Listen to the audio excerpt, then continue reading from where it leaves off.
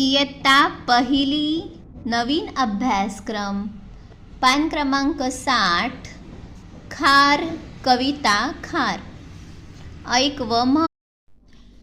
पहा, ही खार झाडावर बसली आहे. खूप सुंदर दिसते ना.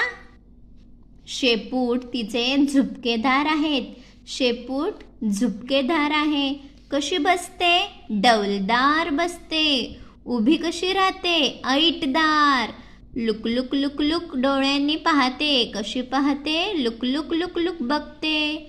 कान मोठे करून खुटखुट ऐकते. भर भर भर भर पळते. रस्त्यावरून इकडून तिकडे पळते.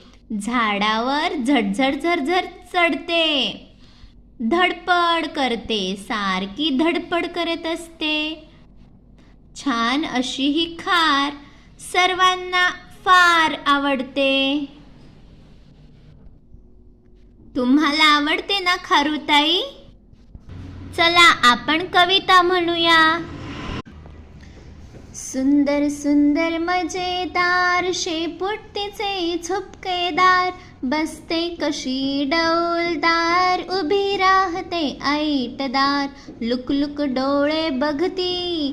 खुटखुट कान ऐकती. भरभर पळे रस्त्यावर. झरझर चढे झाडावर. धडपड करी फार. झटपट होई पसार. छान छान अशी खार साऱ्यांना आवडे फार फार. छान छान अशी खार साऱ्यांना आवडे फार फार.